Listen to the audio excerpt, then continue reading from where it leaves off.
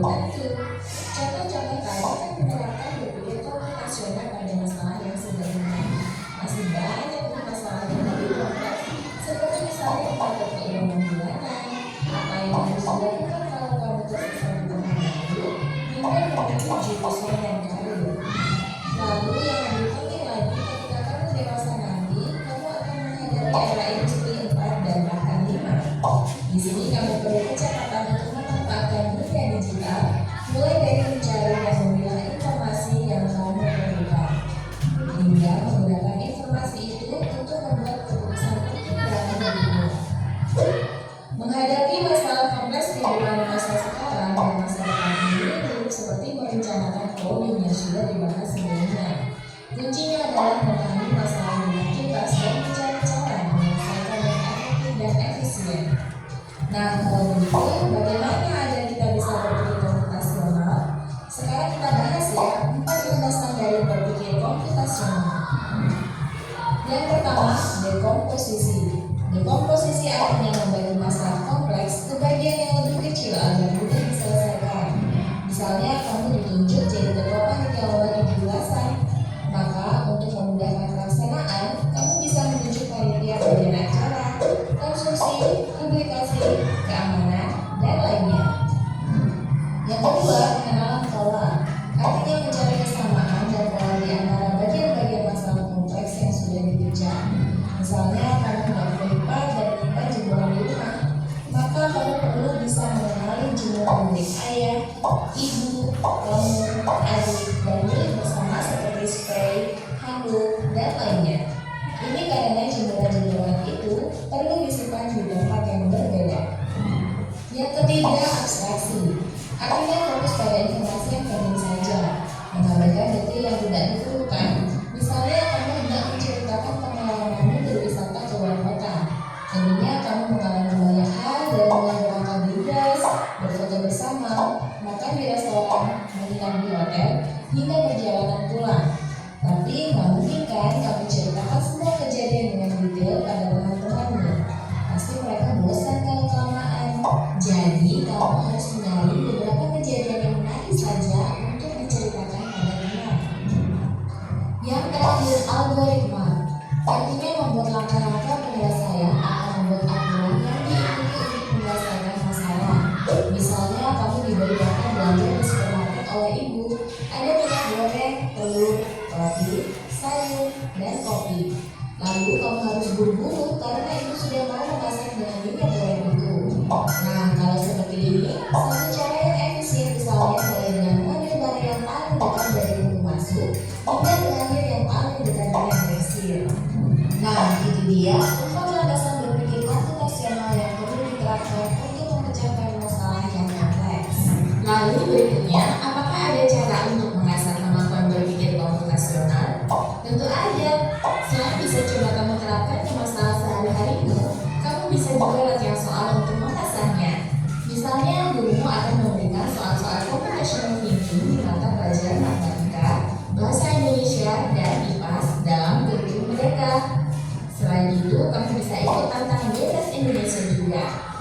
Yuk, dari penjelasan video tadi yang disimak, kira-kira ada yang tahu pengertian dari berpikir komputasional?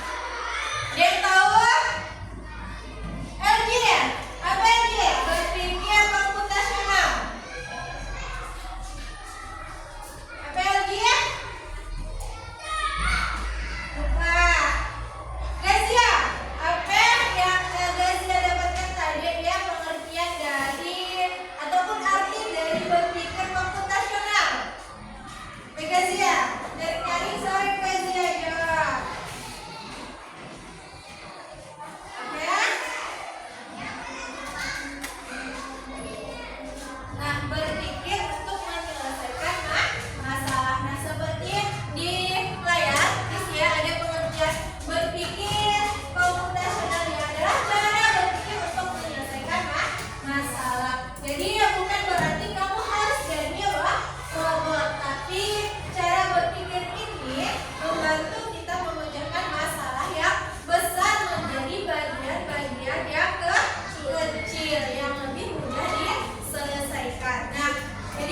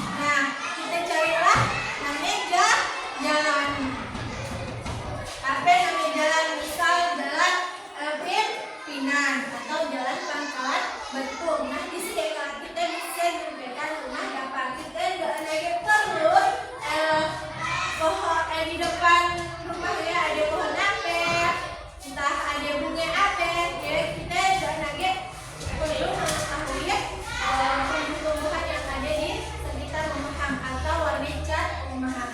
Nah, lanjutkan prinsip yang keempat yang ada algoritma. Nah, ya, membuat langkah-langkah dan struktur untuk membantu menyelesaikan masalah. Nah, contoh resep memasak nasi goreng dia adalah salah satu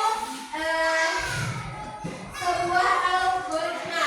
Langkahnya jelas